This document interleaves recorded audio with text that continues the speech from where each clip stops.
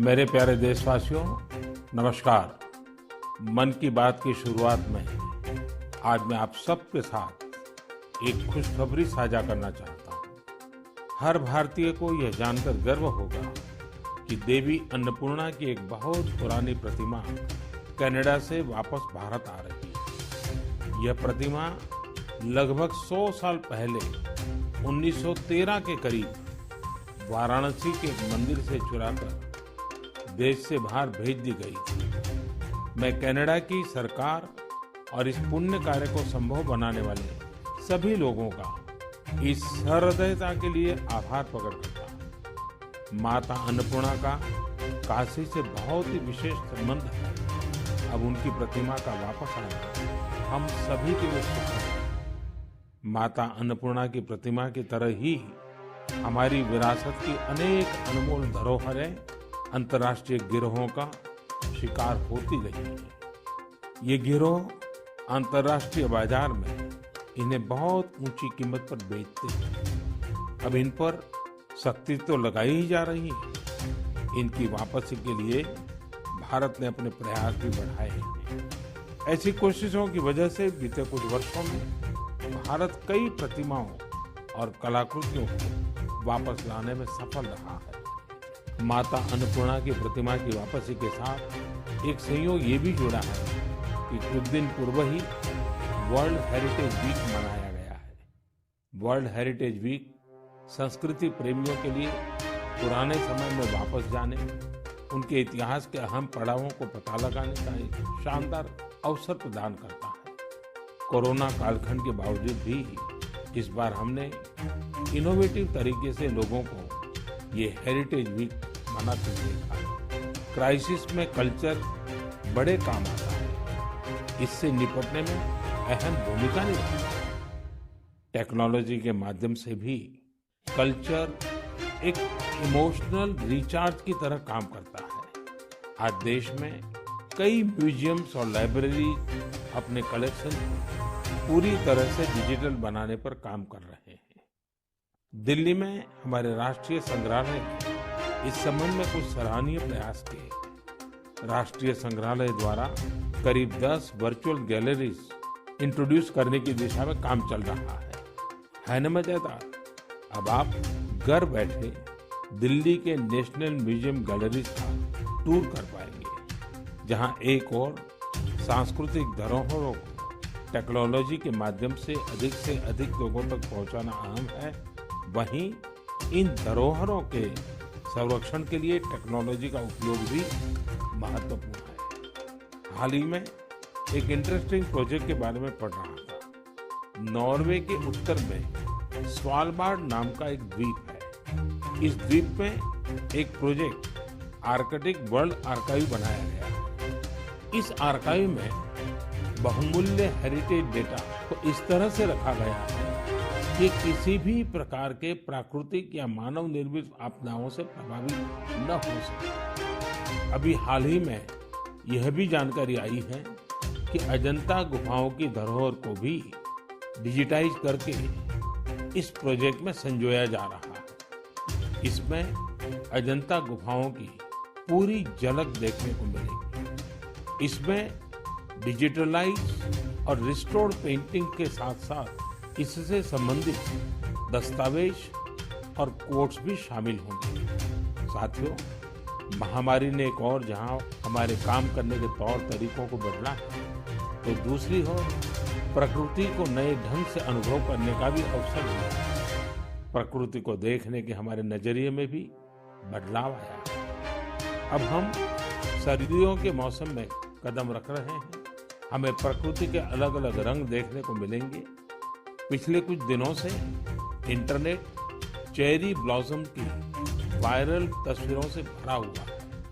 आप सोच रहे होंगे, जब मैं चेरी ब्लॉसम की बात कर रहा हूँ तो जापान की इस प्रसिद्ध पहचान की बात कर रहा हूँ, लेकिन ऐसा नहीं है। ये जापान की तस्वीरें नहीं हैं। ये अपने मेघालय के शिलांग की तस्वीरें हैं। मेघालय की खूबसूरती को इन चेरी ब्लॉसम ने और बढ़ा दिया है। साथियों, इस महीने 12 नवंबर से डॉक्टर सलीम अली जी का 125वां जयंती समारोह शुरू हुआ है। डॉक्टर सलीम ने पक्षियों की दुनिया में बर्ड वॉचिंग को लेकर उल्लेखनीय कार्य किया है। दुनिया के बर्ड वॉचर्स को भारत के प्रति आकर्षित भी किया है। मैं हमेशा से बर्ड वॉचिंग के शौकीन लोगों का प्रशंसक रहा हूं। बहुत धैर्य के साथ वो घंटों तक सुबह से शाम तक बर्ड वॉचिंग कर सकते हैं, प्रकृति के अनूठे नज़ारों का लुत्फ उठा सकते हैं और अपने ज्ञान को हम लोगों तक भी पहुंचाते रहते हैं। भारत में भी बहुत सी बर्ड वॉचिंग सोसाइटी सक्रिय है। आप भी जरूर इस विषय के साथ जुड़िए। मेरी भागदौड़ की जिंदगी में मुझे भी पिछले दिनों केवड़िया में पक्षियों के साथ समय बिताने का बहुत ही यादगार अवसर मिला।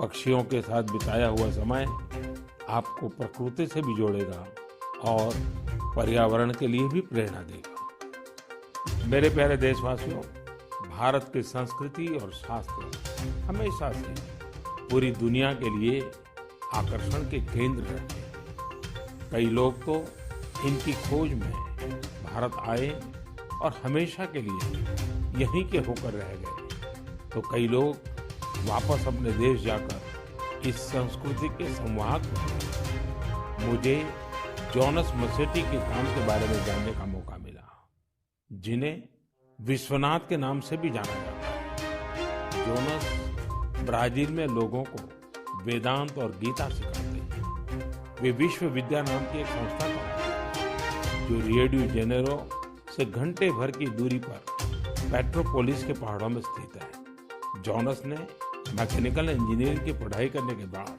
स्टॉक मार्केट में अपनी कंपनी में काम किया।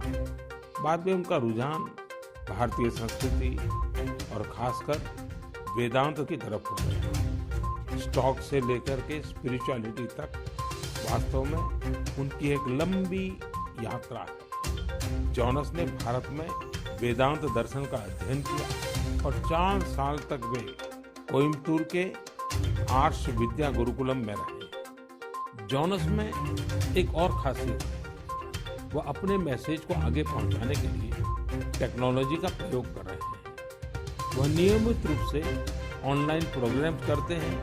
वे प्रतिदिन पॉडकास्ट करते हैं। पिछले 7 वर्षों में जॉनस ने वेदांत पर अपने फ्री ओपन कोर्सेज के माध्यम से 1.5 लाख से अधिक स्टूडेंट्स को पढ़ाया है। जॉनस न केवल एक बड़ा काम कर रहे हैं, बल्कि उसे एक ऐसी भाषा में कर रहे हैं जिसे समझने वालों की संख्या भी बहुत अधिक है। लोगों में इसको लेकर काफी रुचि है कि कोरोना और क्वारंटाइन के इस समय में वेदांत कैसे मदद कर सकता है। मन की बात के माध्यम से मैं जॉनस को उनके प्रयासों के लिए बधाई देता हूं और उनके भविष्य के प्रयासों के लिए शुभकामनाएं देता हूं। साथियों, इसी तरह अभी एक खबर पर आपका ध्यान जरूर गया होगा। न्यूजीलैंड में वहां के नवनिर्वाचित एमपी डॉक्टर गौरव शर्मा ने विश्व की प्राचीन भाषाओं में से एक संस्कृत भाषा में शपथ ली। एक भारतीय के तौर पर भारतीय संस्कृति का ये प्रसार हम सबको गर्व से भर देता है। मन की बात के माध्यम से मैं गौरव शर्मा जी को शुभकामनाएं देता हूं। हम सभी की कामना है वो न्यूजीलैंड के लोगों की सेवा में नई उपलब्धियां प्राप्त करें। मेरे प्यारे देशवासियों, कल 30 नवंबर को हम श्री गुरु नानक देव जी का 551वां प्रकाश पर्व मनाएंगे। पूरी दुनिया में गुरु नानक देव जी का प्रभाव स्पष्ट रूप से दिखाई देता। वैंकूवर से वेलिंगटन तक, सिंगापुर से साउथ अफ्रीका तक उनके संदेश हर तरफ सुनाई देते हैं। गुरु ग्रंथ साहिब में कहा गया है, सेवक को सेवा बन आई, यानी सेवक का काम सेवा करना है। बीते कुछ वर्षों में कई अहम पड़ाव आए और एक सेवक के तौर पर हमें बहुत कुछ करने का अवसर मिला। गुरु साहिब ने हमसे सेवा ली। गुरु नानक देव जी का ही 550वां प्रकाश पर्व, श्री गुरु गोविंद सिंह जी का 350वां प्रकाश पर्व, अगले वर्ष श्री गुरु तेग बहादुर जी का 400वां प्रकाश पर्व भी है। मुझे महसूस होता है कि गुरु साहब की मुझ पर विशेष कृपा रही, जो उन्होंने मुझे हमेशा अपने कार्यों में बहुत करीब से जोड़ा। साथियों, क्या आप जानते हैं कि कच्छ में एक गुरुद्वारा है, लखपत गुरुद्वारा साहब। श्री गुरु नानक जी अपनी उदासी के दौरान लखपत गुरुद्वारा साहिब में रुके थे। 2001 के भूकंप से इस गुरुद्वारे को भी नुकसान पहुंचा था। यह गुरु साहिब की कृपा ही थी कि मैं इसका जीर्णोद्धार सुनिश्चित कर पाया। न केवल गुरुद्वारा की मरम्मत की गई, बल्कि उसके गौरव और भव्यता को भी फिर से स्थापित किया। हम सबको गुरु साहब का भरपूर आशीर्वाद भी मिला। लखपत गुरुद्वारा के संरक्षण के प्रयासों को 2004 में UNESCO Asia Pacific heritage award में अवार्ड ऑफ डिस्टिंक्शन दिया गया। अवार्ड देने वाली जूरी ने यह पाया कि मरम्मत के दौरान शिल्प से जुड़ी बारीकियों का विशेष ध्यान रखा गया। जूरी ने यह भी नोट किया कि गुरुद्वारा के पुनर्निर्माण कार्य में सिख समुदाय की न केवल सक्रिय भागीदार रही, बल्कि उनके ही मार्गदर्शन में ये काम हुआ। लखपत गुरुद्वारा जाने का सौभाग्य मुझे तब भी मिला था जब मैं मुख्यमंत्री भी नहीं था। मुझे वहां जाकर असीम ऊर्जा मिलती थी। इस गुरुद्वारे में जाकर हर कोई खुद को धन्य महसूस करता है। मैं इस बात के लिए बहुत कृतज्ञ हूँ कि गुरु साहब ने मुझसे निरंतर सेवा ली। पिछले वर्ष नवंबर में ही करतारपुर साहिब कॉरिडोर का खुलना बहुत ही ऐतिहासिक रहा। इस बात को मैं जीवन भर अपने हृदय में संजोकर रखूंगा। ये हम सभी का सौभाग्य है कि हमें श्री दरबार साहिब की सेवा करने का एक और अवसर मिला। विदेश में रहने वाले हमारे सिख भाई बहनों के लिए अब दरबार साहिब की सेवा के लिए राशि भेजना और आसान हो गया है। इस कदम से विश्व भर की संगत दरबार साहिब के और करीब आ गई है। साथियों, ये गुरु नानक देव जी ही थे जिन्होंने लंगर की परंपरा शुरू की थी। और आज हमने देखा कि दुनिया भर में सिख समुदाय ने किस प्रकार कोरोना के इस समय में लोगों को खाना खिलाने की अपनी परंपरा को जारी रखा। मानवता की सेवा की परंपरा हम सभी के लिए निरंतर प्रेरणा का काम करती है। मेरी कामना है हम सभी सेवक की तरह काम करते रहें। गुरु साहिब मुझसे और देशवासियों से इसी प्रकार सेवा लेते रहें। एक बार फिर गुरु नानक जयंती पर मेरी बहुत बहुत शुभकामनाएं। मेरे प्यारे देशवासियों, पिछले दिनों मुझे देश भर की कई यूनिवर्सिटीज के स्टूडेंट के साथ संवाद का, उनकी एजुकेशन जर्नी के महत्वपूर्ण इवेंट्स में शामिल होने का अवसर प्राप्त हुआ। टेक्नोलॉजी के जरिए मैं IIT गुवाहाटी, IIT दिल्ली, गांधीनगर की दीनदयाल पेट्रोलियम यूनिवर्सिटी, दिल्ली की JNU, मैसूर यूनिवर्सिटी और लखनऊ यूनिवर्सिटी के विद्यार्थियों से कनेक्ट हो पाया। देश के युवाओं के बीच होना बेहद तरोताजा करने वाला और ऊर्जा से भरने वाला होता है। विश्वविद्यालय के परिसर तो एक तरह से मिनी इंडिया की तरह होते हैं। एक तरह जहां इन कैंपस में भारत की विविधता के दर्शन होते हैं, वहीं दूसरी तरफ वहां न्यू इंडिया के लिए बड़े बड़े बदलाव का पैशन भी दिखाई देता है। कोरोना से पहले के दिनों में जब मैं रूबरू किसी इंस्टीट्यूशन के इवेंट में जाता था तो ये आग्रह भी करता था कि आसपास के स्कूलों से गरीब बच्चों को भी उस समारोह में आमंत्रित किया जाए। वो बच्चे उस समारोह में मेरे स्पेशल गेस्ट बनकर आते हैं। एक छोटा सा बच्चा उस भव्य समारोह में किसी युवा को डॉक्टर, इंजीनियर, साइंटिस्ट बनते देखता है किसी को मेडल लेते हुए देखता हूँ तो उसमें नए सपने जगते हैं। मैं भी कर सकता हूँ, यह आत्मविश्वास जगता है। संकल्प के लिए प्रेरणा मिलती है। साथियों, इसके अलावा एक और बात जानने में मेरी हमेशा रुचि रहती है कि उस इंस्टीट्यूशन के अलुमनाई कौन है। उस संस्थान के अपने अलुमनाई से रेगुलर एंगेजमेंट की व्यवस्था है क्या? उनका अलुमनाई नेटवर्क कितना जीवंत है?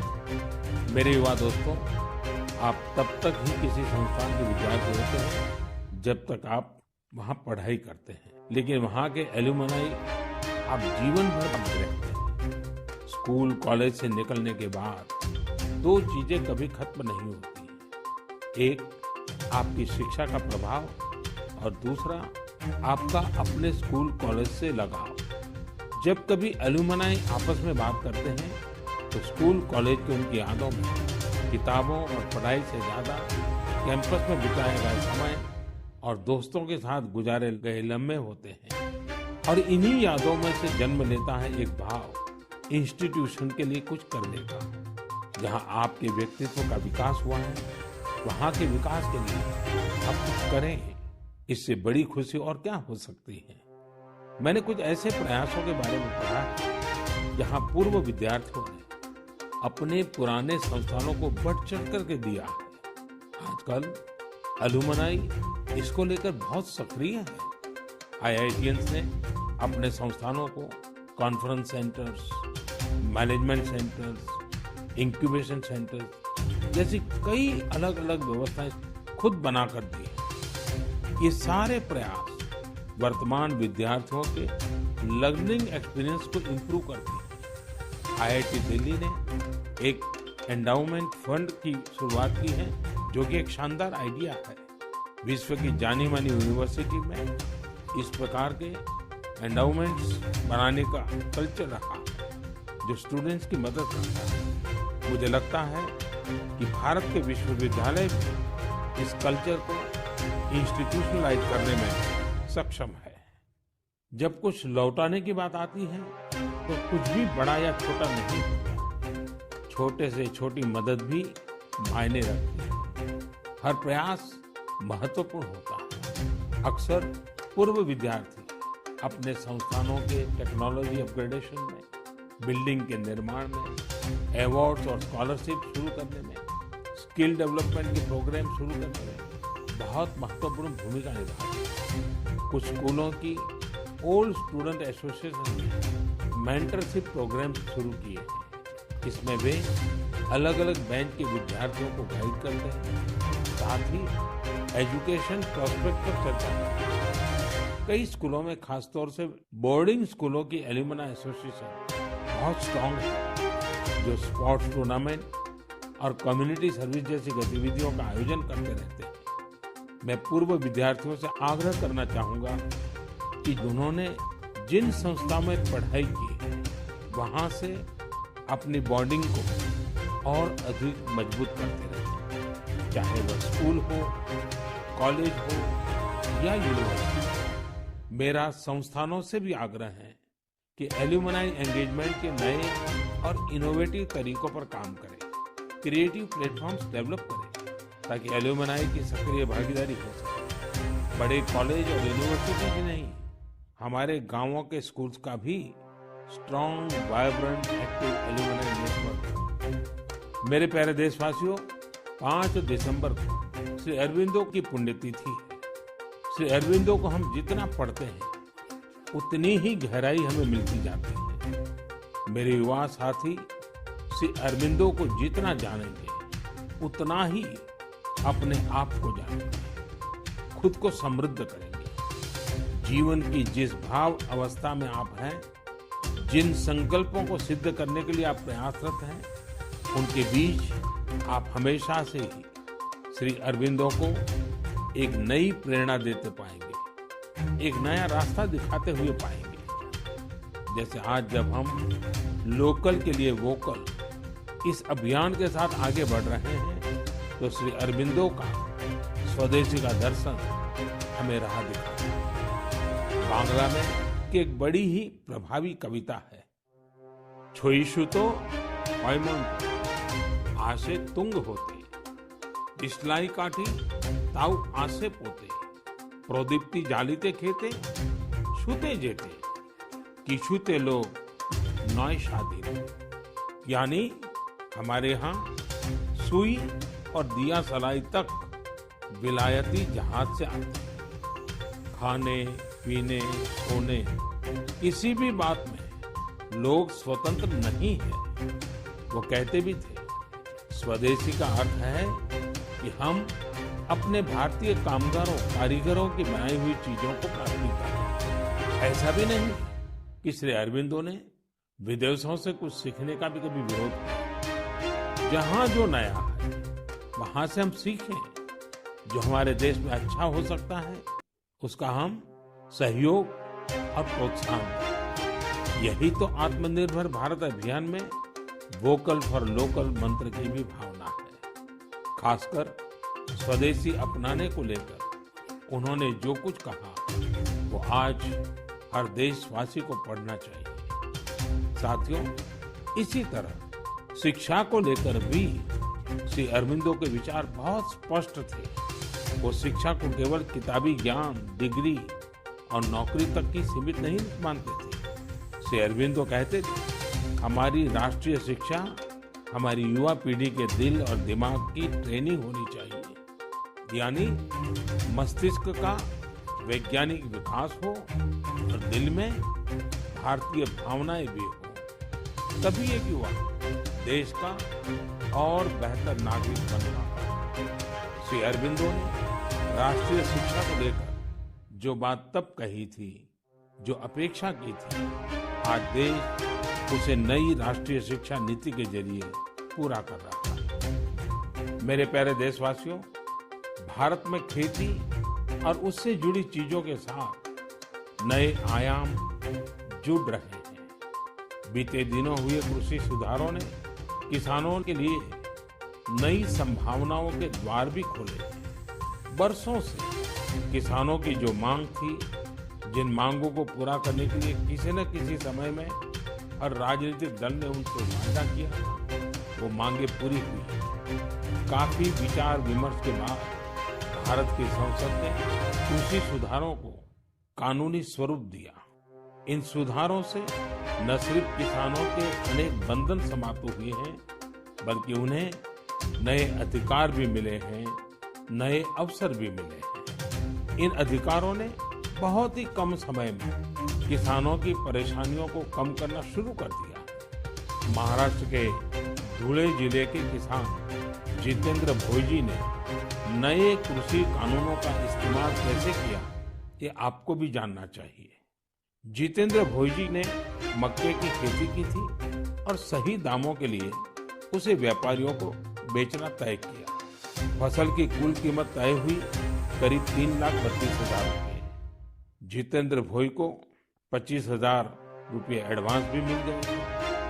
तय ये हुआ था कि बाकी का पैसा उन्हें 15 दिन में चुका दिया जाएगा। लेकिन बाद में परिस्थितियां ऐसी बनी कि उन्हें बाकी का पेमेंट नहीं मिला। किसान से फसल खरीद लो, महीनों महीनों पेमेंट न करो। संभवतः मक्का खरीदने वाले बरसों से चली आ रही उसी परंपरा को निभा रहे थे। इसी तरह 4 महीने तक जितेंद्र जी का पेमेंट नहीं हुआ। इस स्थिति में उनकी मदद की सितंबर में जो पास हुए हैं, जो नए कृषि कानून बने हैं, वो उनके काम आए। इस कानून में ये तय किया गया है कि फसल खरीदने के 3 दिन में ही किसान को पूरा पेमेंट करना पड़ता है और अगर पेमेंट नहीं होता है तो किसान शिकायत दर्ज कर सकता है। कानून में एक और बहुत बड़ी बात है, इस कानून में ये प्रावधान किया गया है कि क्षेत्र के एसडीएम को 1 महीने के भीतर ही किसान की शिकायत का निपटारा करना होगा। अब जब ऐसे कानून की ताकत हमारे किसान भाई के पास थी तो उनकी समस्या का समाधान तो होना ही था। उन्होंने शिकायत की और चंद ही दिन में उनका बकाया चुका दिया गया। यानी कि कानून की सही और पूरी जानकारी ही जितेंद्र जी की ताकत बनी। क्षेत्र कोई भी हो, हर तरह के भ्रम और अफवाहों से दूर सही जानकारी हर व्यक्ति के लिए बहुत बड़ा संबल होती है। किसानों में जागरूकता बढ़ाने का ऐसा ही एक काम कर रहे हैं राजस्थान के 12 जिले में रहने वाले मोहम्मद असलम जी। ये किसान उत्पादक संघ के सीईओ भी हैं। जी हाँ, आपने सही सुना, किसान उत्पादक संघ के सीईओ। उम्मीद है बड़ी बड़ी कंपनियों के सीईओज को ये सुनकर अच्छा लगेगा कि अब देश के दूर दराज वाले इलाकों में काम कर रहे किसान संगठनों में भी सीईओज होने लगे हैं। तो साथियों, मोहम्मद असलम जी ने अपने क्षेत्र के अनेकों किसानों को मिलाकर एक व्हाट्सएप ग्रुप बना लिया।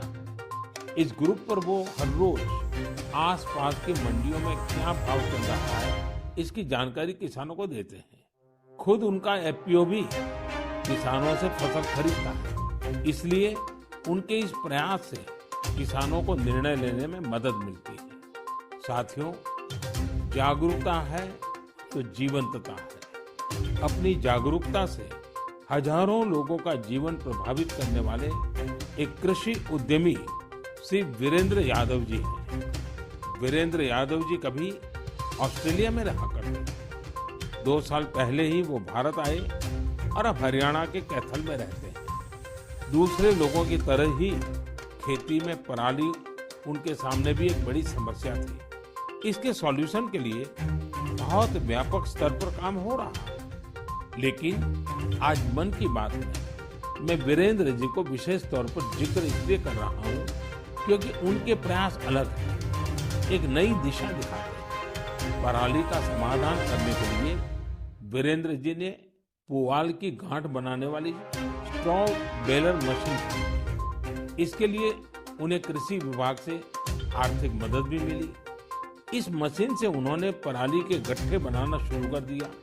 गट्ठे बनाने के बाद उन्होंने पराली को एग्रो एनर्जी प्लांट और पेपर मिल को बेच दिया। आप जानकर हैरान रह जाएंगे कि वीरेंद्र जी ने पराली से सिर्फ 2 साल में 1.5 करोड़ रुपए से ज्यादा का व्यापार किया है और उसमें भी लगभग 50 लाख रुपए मुनाफा कमाया है। इसका फायदा उन किसानों को भी हो रहा है जिनके खेतों से वीरेंद्र जी पराली उठाते हैं। हमने कचरे से कंचन की बात तो बहुत सुनी है, लेकिन पराली का निपटारा करके पैसा और पुण्य कमाने का यह अनोखा उदाहरण है। मेरा नौजवानों, विशेषकर कृषि की पढ़ाई कर रहे लाखों विद्यार्थियों से आग्रह है कि वो अपने आसपास के गांवों में जाकर किसानों को आधुनिक कृषि के बारे में, हाल में हुए कृषि सुधारों के बारे में जागरूक करें। ऐसा करके आप देश में हो रहे बड़े बदलाव के सहभागी बनेंगे। मेरे प्यारे देशवासियों, मन की बात में हम अलग अलग भांति-भांति के अनेक विषयों पर बात करते हैं, लेकिन एक ऐसी बात को भी 1 साल हो रहा है जिसको हम कभी खुशी से याद नहीं करना चाहेंगे। करीब करीब 1 साल हो रहे हैं जब दुनिया को कोरोना के पहले केस के बारे में पता चला। तब से लेकर अब तक पूरे विश्व ने अनेक उतार चढ़ाव देखे हैं। लॉकडाउन के दौर से बाहर निकलकर अब वैक्सीन पर चर्चा होने लगी है, लेकिन कोरोना को लेकर किसी भी तरह की लापरवाही अब भी बहुत घातक है। हमें कोरोना के खिलाफ अपनी लड़ाई को मजबूती से जारी रखना है।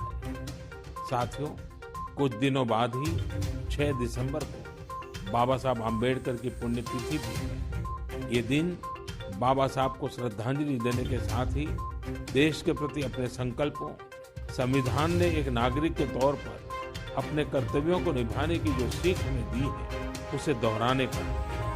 देश के बड़े हिस्से में सर्दी का मौसम भी जोर पकड़ रहा है। अनेक जगहों पर बर्फबारी हो रही है। इस मौसम में हमें परिवार के बच्चों और बुजुर्गों का, बीमार लोगों का विशेष ध्यान रखना है। खुद भी सावधानी बरतनी है।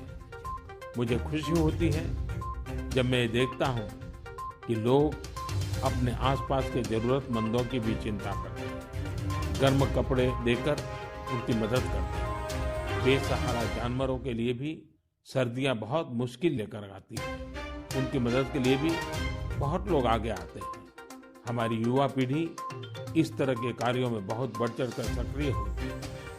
साथियों, अगली बार जब हम मन की बात में मिलेंगे तो 2020 का ये वर्ष समाप्ति की ओर है। नई उम्मीदें, नए विश्वास के साथ हम आगे बढ़ेंगे।